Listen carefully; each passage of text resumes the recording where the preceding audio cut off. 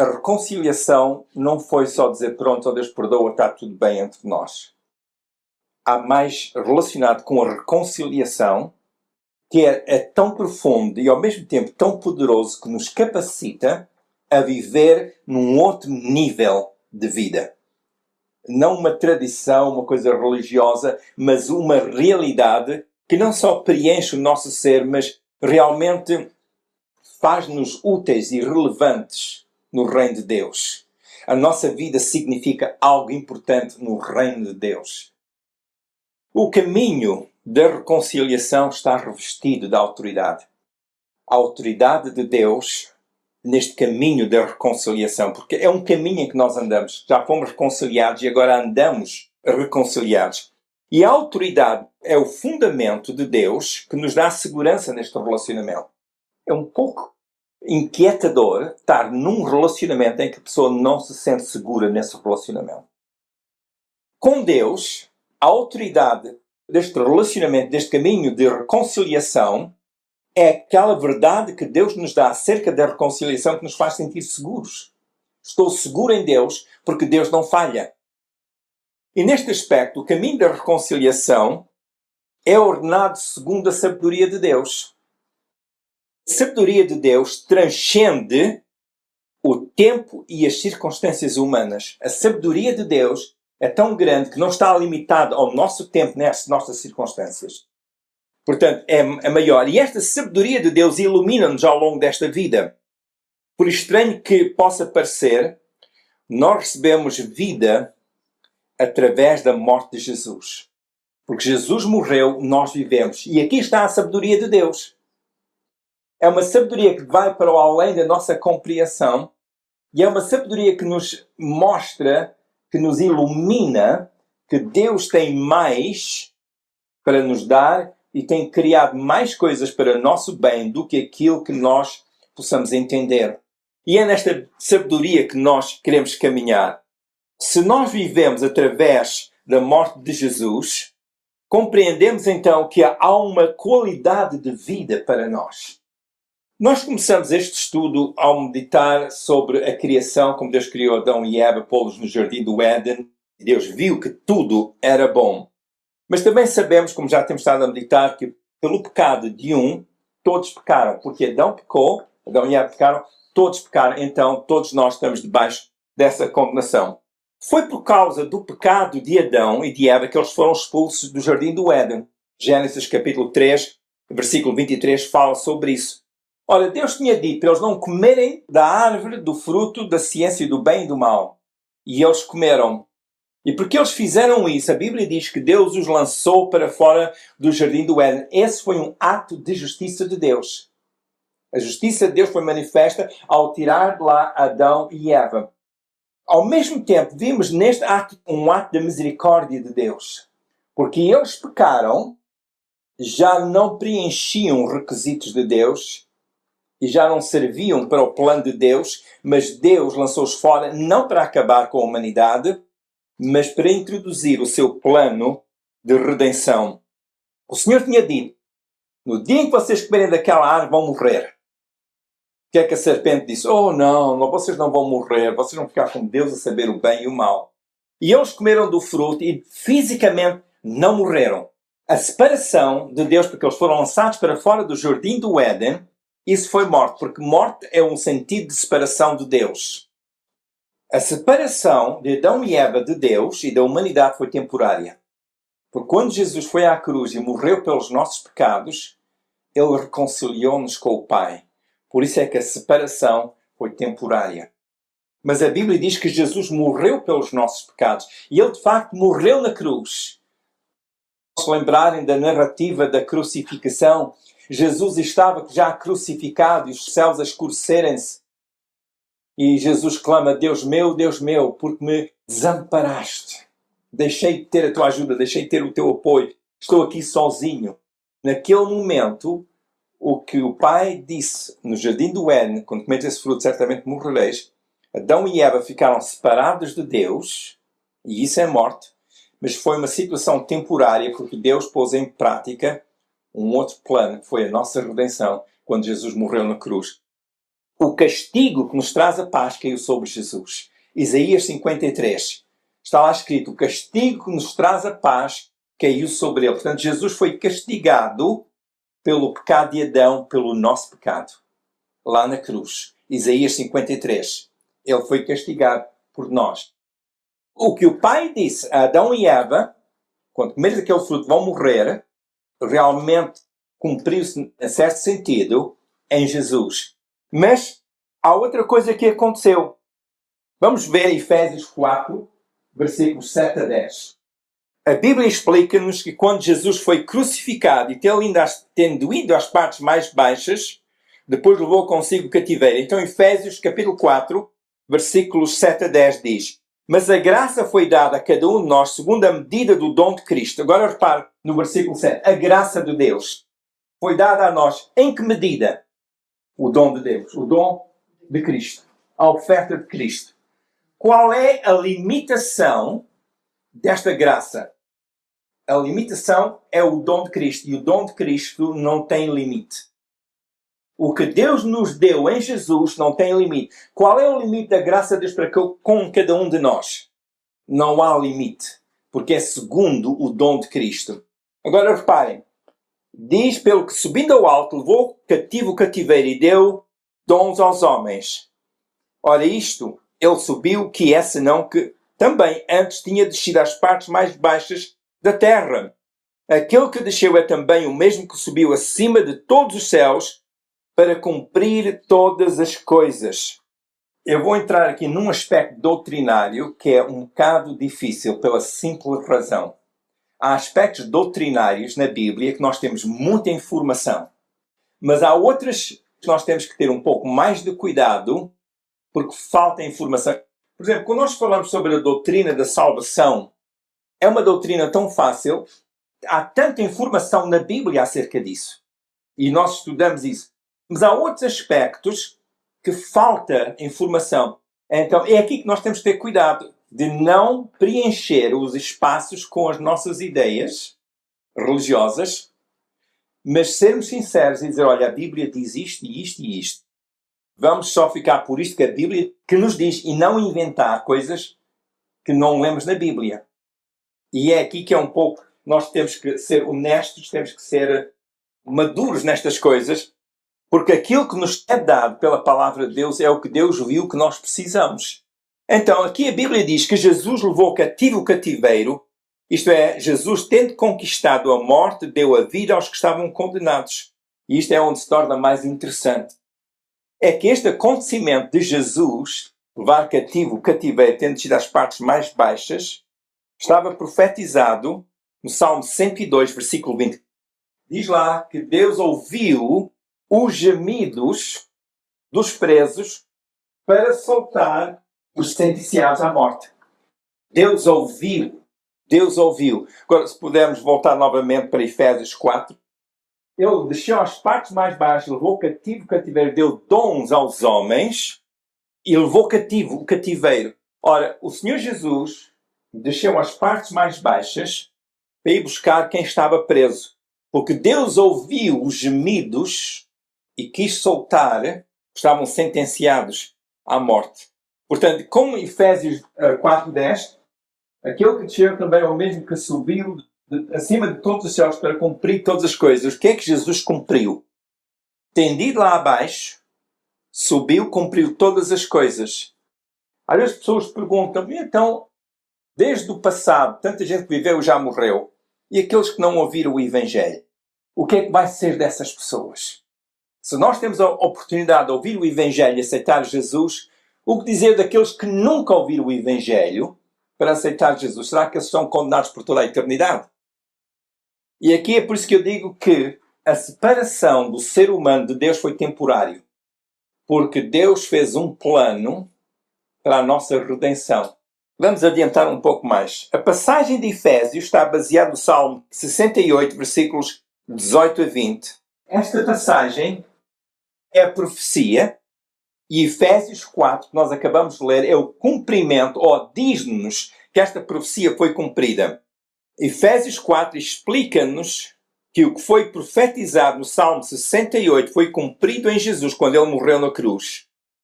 Esta profecia constituía uma promessa de Deus para com a humanidade. Vamos então ler Salmo 68, versículos 18 a 20.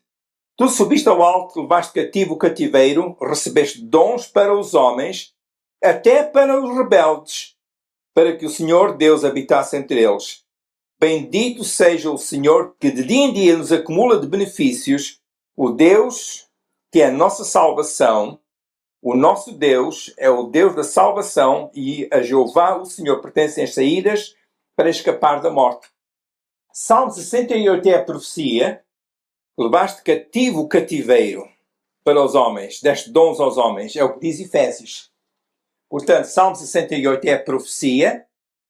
Efésios 4 está a narrar o cumprimento desta profecia. Deus viu pessoas presas à morte e Deus quis providenciar um escape, como já vimos no Salmo 102, já vamos voltar a ele daqui a pouco. Mas repare no versículo 20. Deus é o Deus da salvação. Jeová pertencem as saídas para escapar da morte. Mas reparem no contexto. Subiste ao alto, levaste cativo o cativeiro. Efésios diz que é isto de subir ao alto, não se pode subir sem primeiro ter descido, diz Efésios, capítulo 4. Desceu às partes mais baixas e ali foi buscar o cativo. Aquelas pessoas que estavam presas por toda a eternidade se Jesus não tivesse ido lá.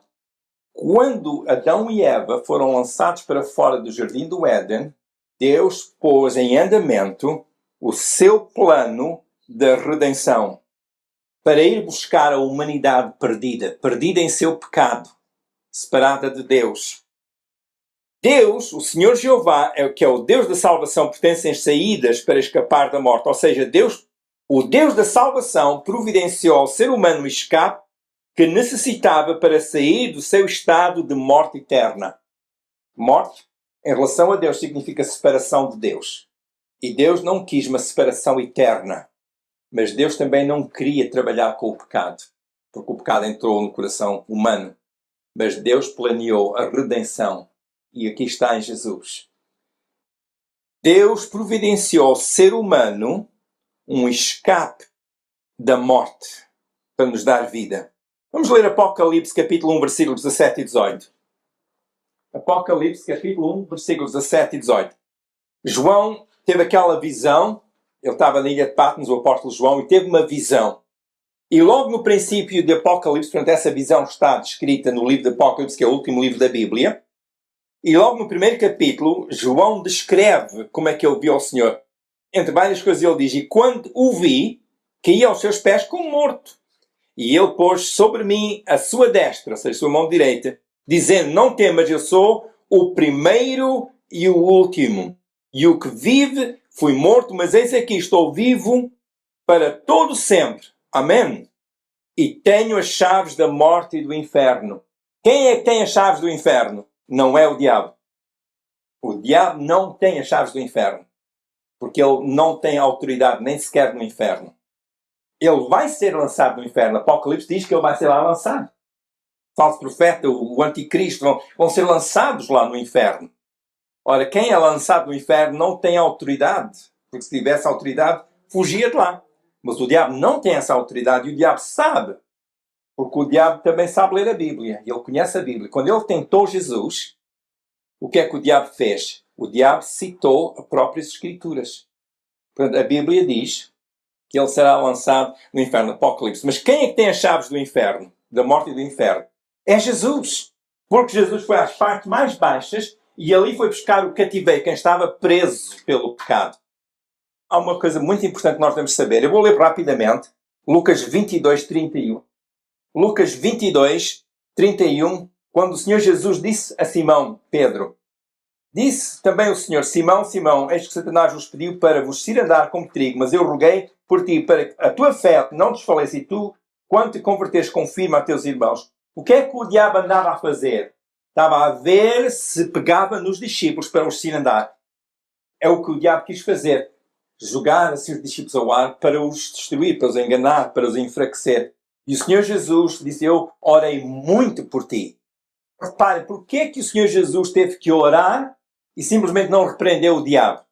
Porque o Senhor pode repreender o diabo, mas há uma porta que só a pessoa pode abrir, e é a porta da sua mente. A porta do seu coração. Nós precisamos saber isto para estarmos mais à vontade com Deus. Porque não foi só dizer, olha, já pedi desculpa a Deus, já está tudo bem. Já Ele me perdoou, já fizemos as pazes. É mais, porque a reconciliação abriu-nos a vida para uma nova vida. Não para andarmos no pecado no passado, mas andarmos em comunhão com Deus. O Senhor rogou por ele.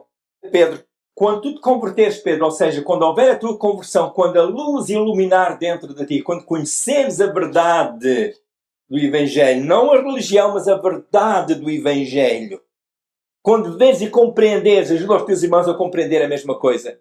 Porque a vitória do crente está no que Jesus fez por nós e no crente saber o que é que Jesus fez e estar firme nessa verdade, conhecê-la para quando vier as mentiras do diabo e os ataques do diabo, o crente saiba ficar em pé. Quando você entregou a sua vida a Jesus, o diabo estava a fazer conta consigo lá no inferno, pelo menos ele não está lá sozinho. E é por isso que ele anda à procura de levar pessoas para o inferno, é por isso que ele engana as pessoas.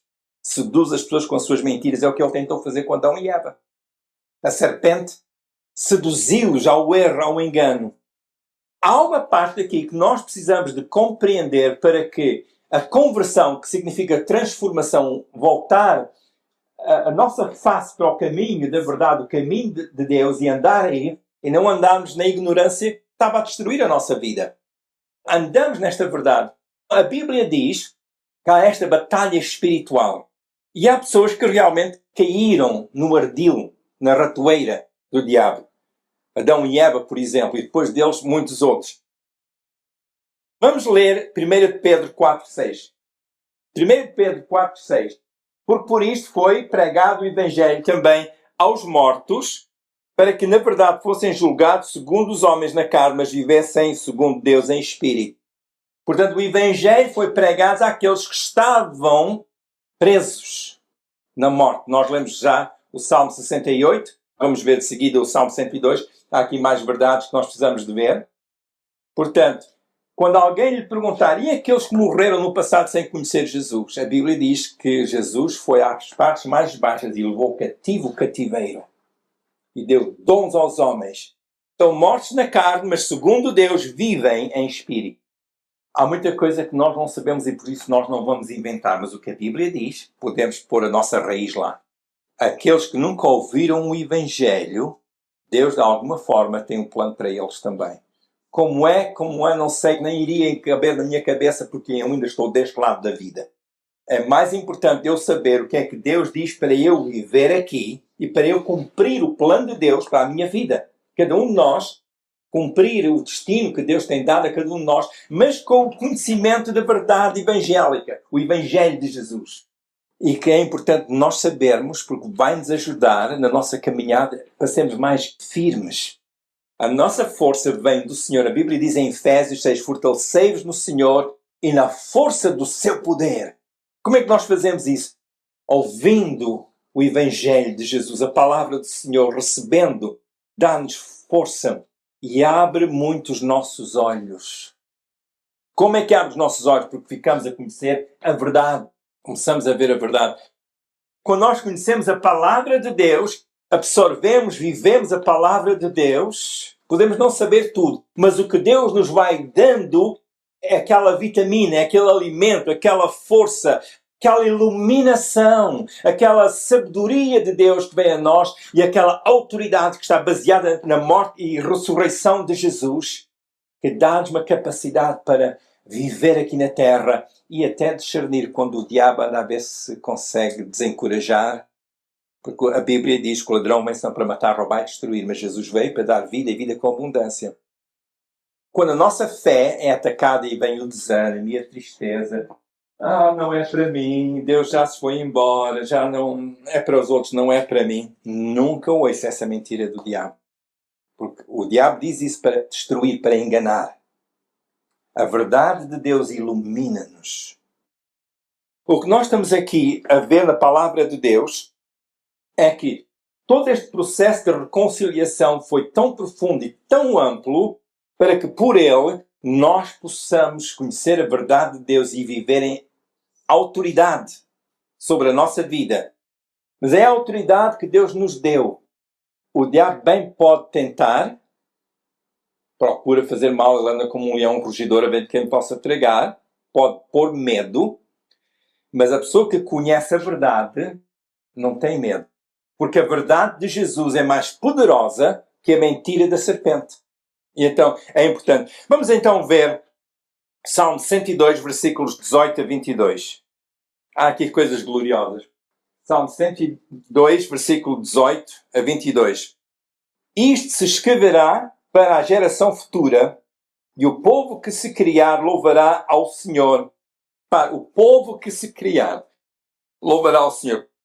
Porquanto olhará desde o alto do seu santuário, desde os céus, o Senhor observou a terra, para ouvir o gemido dos presos, para soltar os sentenciados à morte. Deus ouviu o gemido dos presos e os que estavam sentenciados à morte, a fim de que seja anunciado o nome do Senhor em Sião e o seu louvor em Jerusalém, quando os povos se congregarem os reinos para servirem ao Senhor. Portanto, é uma passagem profética. Deus a dizer o que vai fazer, soltar os que estão sentenciados à morte. Mas repare no versículo 18. Escrever para a geração futura, e o povo que se criar louvará ao Senhor. Escrever para a geração futura, a geração que ainda não chegou, mas que vem. Olha, isto foi escrito há muitos séculos. Portanto, Deus quis que fosse escrito para que as gerações que viessem, no nosso caso, gerações que viemos, portanto, o futuro, e o povo que se criar louvará ao Senhor. Versículo 18. O povo que vai ser criado, portanto, ainda não estava criado, mas que vai ser criado. Esta passagem foi escrita tendo a geração futura em mente.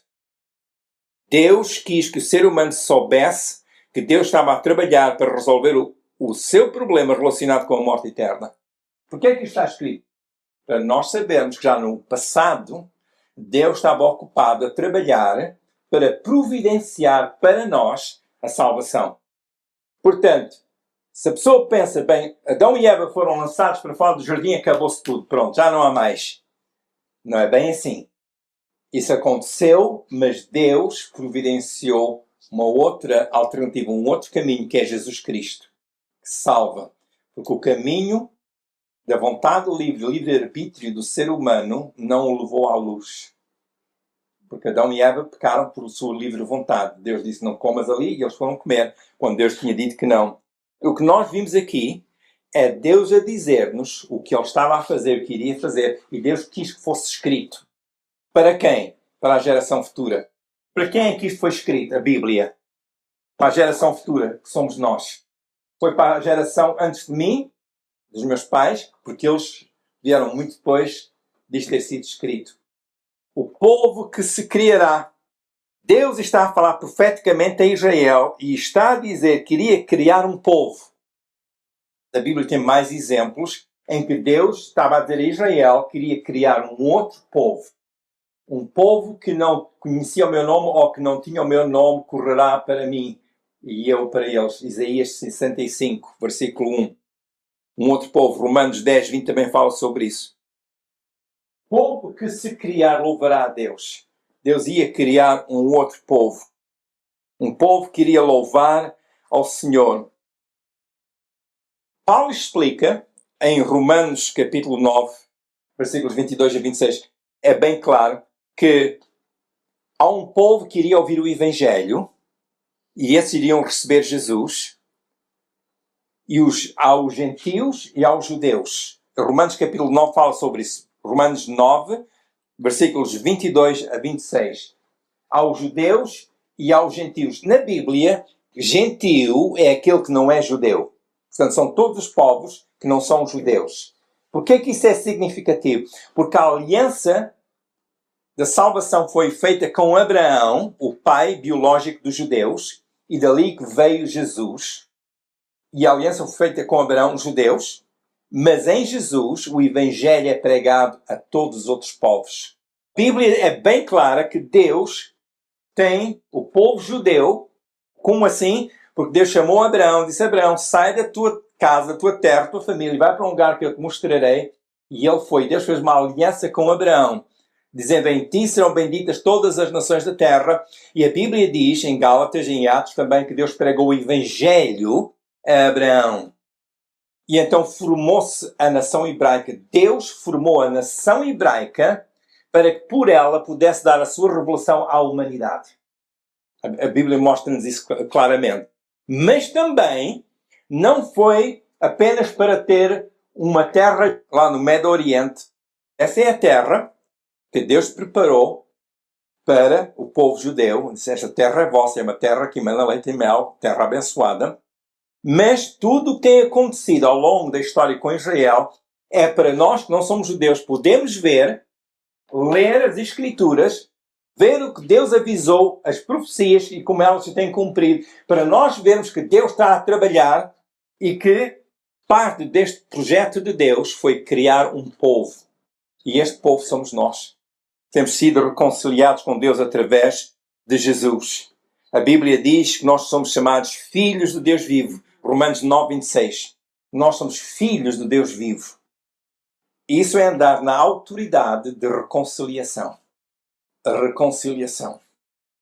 Nós temos a chave que é Jesus. Temos o Evangelho que nos informa, que nos dá a instrução. Entramos na presença de Deus, porque somos filhos de Deus. Isto é andar na autoridade e sabedoria de reconciliação que nós temos com Deus. Estamos reconciliados. Termino aqui com uns breves pensamentos. Caminhar religiosamente por ver os outros caminhar não é andar na autoridade com que a reconciliação com Deus está revestida. Andar por sentimentos não é uma forma de andar sob a cobertura da autoridade de Deus que sustenta a segurança espiritual. Caminhar dizendo que foi ensinado assim também não liberta espiritualmente, nem é o caminho da reconciliação. Notemos que a autenticidade da reconciliação com Deus não está baseada em nenhum paradigma religioso, nem no bom comportamento humano. O fundamento da reconciliação entre o pecador e Deus é a obra expiatória cumprida em Jesus, cumprida por Jesus na cruz do Calvário. E porque Jesus é o nosso alicerce, temos que estar firmes no que Jesus ensinou e no que Jesus fez mediante a sua morte redentora a nosso favor. É somente por Jesus que o pecador pode desfrutar da obra que Jesus cumpriu a favor do ser humano. Quais os passos a dar para consumar a reconciliação com Deus? É pela confissão expressa com fé no que Jesus fez pelo ser humano. Como lemos em Romanos, capítulo 10, versículo 9, Romanos 10, 9. Aí nós lemos, a saber, se com a tua boca confessares ao Senhor Jesus e, em teu coração, creres que Deus o ressuscitou dos mortos, serás salvo. Se crê que Jesus é o Filho de Deus que morreu pelos pecados do ser humano, de todo o ser humano, se crê que Jesus ressuscitou dos mortos, de acordo com Romanos capítulo 10, versículo 9, a pessoa que assim declara, essa pessoa é salva. Se ainda não o fez, faça-o agora. Faça a sua declaração de fé em Jesus, como nós lemos na palavra de Deus. E ainda, a todas as pessoas que desejam seguir Jesus, eu recomendo que siga os seguintes passos que indico a seguir. Todos os dias leia um pouco da Bíblia. Esta prática é muito proveitosa para quem procura crescer no conhecimento das Escrituras. Conhecer as Escrituras auxilia bastante no desenvolvimento da comunhão que o discípulo deseja ter com Deus. Todos os dias, fale com Deus em oração. Faça a sua oração como Jesus ensinou. Fale com Deus como quem fala com o Pai amoroso e provedor. Fale com Deus sempre em nome de Jesus, visto Jesus ter dito que ninguém vai ao Pai a não ser por Ele, e como nós lemos em João 14, versículo 6. João 14, versículo 6. Frequente com regularidade uma igreja que ensina sobre o caminho da salvação e como ser discípulo de Jesus. Conforme as oportunidades, fale com outras pessoas acerca da razão de Jesus ter vindo ao mundo. Se quiser saber mais sobre o assunto da reconciliação com Deus ou sobre como ser discípulo de Jesus, entre em contato comigo usando o endereço de e-mail que tem estado no rodapé ao longo deste vídeo. Terei imenso prazer em dialogar sobre a Palavra de Deus. Aproveito para anunciar aqui que, neste meu canal do YouTube, tem à sua disposição muitos vídeos em que apresento vários temas bíblicos. O nome deste meu canal no YouTube é Manny Bessa. Talvez queira divulgar este canal a outras pessoas e talvez outros possam ser ajudados na tua fé mediante os tópicos que ali apresento. É gratuito, pode ouvir a qualquer hora do dia ou da noite, ouvir estes temas. E, como sempre, oro que as amplas bênçãos de Deus continuem na sua vida. Se desejar ser notificado pelo YouTube sobre as próximas reflexões, poderá clicar no botão por baixo do vídeo onde diz subscribe ou subscreve. Partilhe esta reflexão com outras pessoas.